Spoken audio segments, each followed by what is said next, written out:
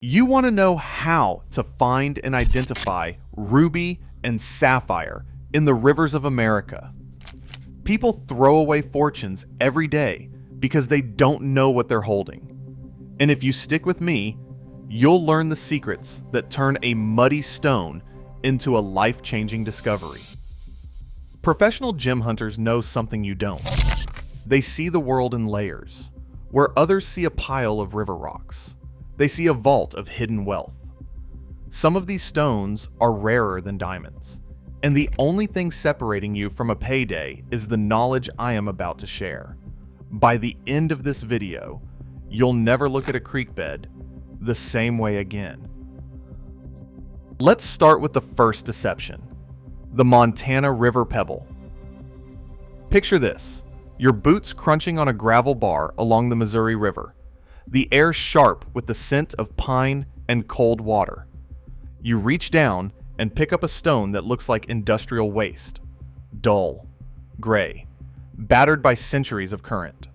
It's heavy for its size, almost twice as dense as the quartz around it. Most people toss it aside, but inside, it hides a secret: sapphire. Not just any sapphire, but the kind that made Yogo Gulch famous. A cornflower blue, so pure it needs no treatment. A color that can fetch up to $3,000 per carat if you know what to look for. These stones are born deep underground, where hydrothermal veins inject aluminum-rich fluids into ancient limestone, building a crystal lattice so tight that only diamond is harder. The pros know to look for a flash of blue, a ghostly hexagonal outline, or a weight that feels wrong for the size. And they know that in the right spot, inside river bends, behind boulders, where the current slows, nature sorts the heavy from the light. This is what nature hides from the impatient. But the river doesn't just hide blue. In the gravel bars of North Carolina's Cowee Valley, you'll find stones that look like nothing, muddy, rough, sometimes with a hint of pink or purple. Most people toss them aside. But inside, these are rubies. Born from the collision of continents, where heat and pressure in metamorphic schist force aluminum and chromium into a single, blood-red crystal. The science is brutal. Only the right trace of chromium will turn corundum red, and only the rarest stones are clear enough to cut. The surface might show a greasy luster, or a faint six-sided outline. If you're lucky, you'll spot rutile silk, tiny needles that, when cut right, create a star that dances in the light. The best North Carolina rubies are small, but a single star ruby can be worth thousands. This is the stone that tests your patience and your eye. The river gives nothing for free. And if you think you have seen it all, wait until you find the Rock Creek sapphire. These stones are chameleons, blue, green, yellow, even orange. They look like river-worn glass, rounded and dull, but their density gives them away. The geology here is volcanic, Eocene rhyolitic tuff, shattered by time, releasing sapphires into the creek. The trick is to look for gravel bars with heavy minerals, garnet, chromite, even a flash of gold. Sapphires here can be big, over half an inch across, sometimes with color zoning that looks like a watercolor painting trapped in stone. The identification protocol is simple. Check the weight, the color, the resistance to scratching. If it scratches glass, but not the other way around, you are holding corundum.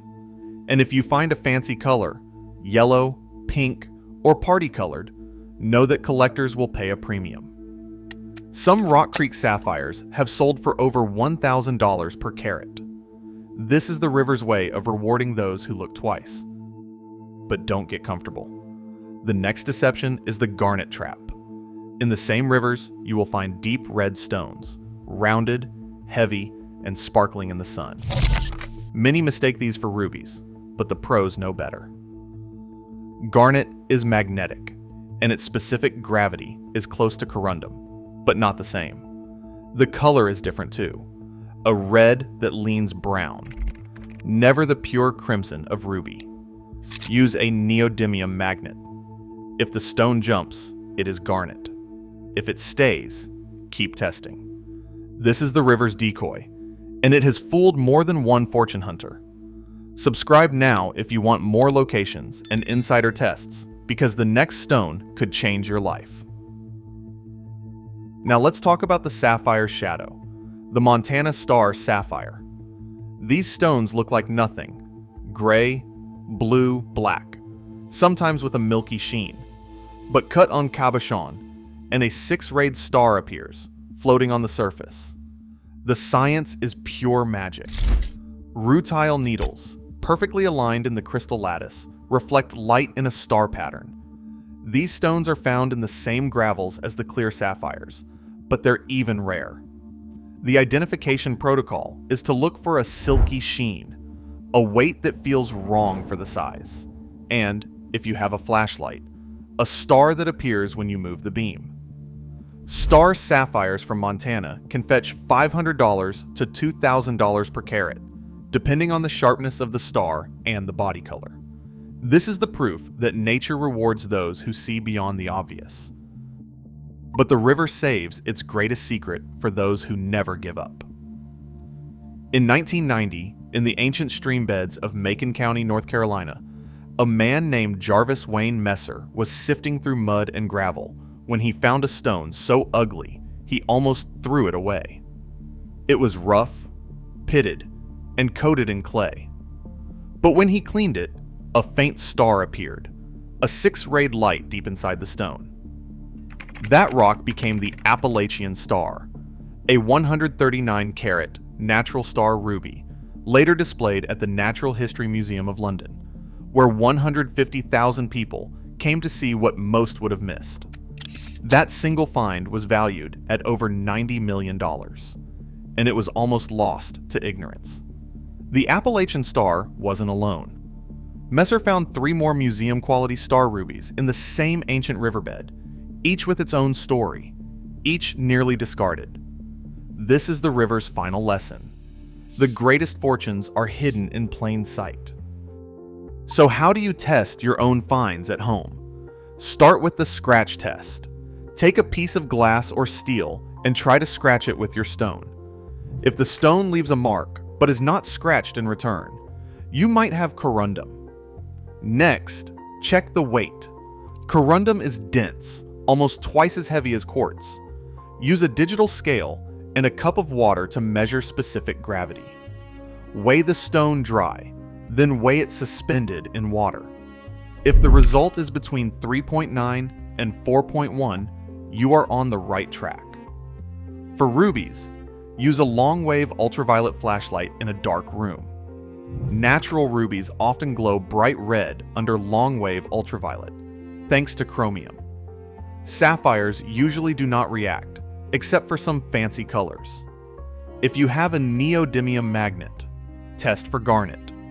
If the stone moves toward the magnet, it is not corundum. Always use a 10-power loop to look for rutile silk, color zoning, and the hexagonal outline.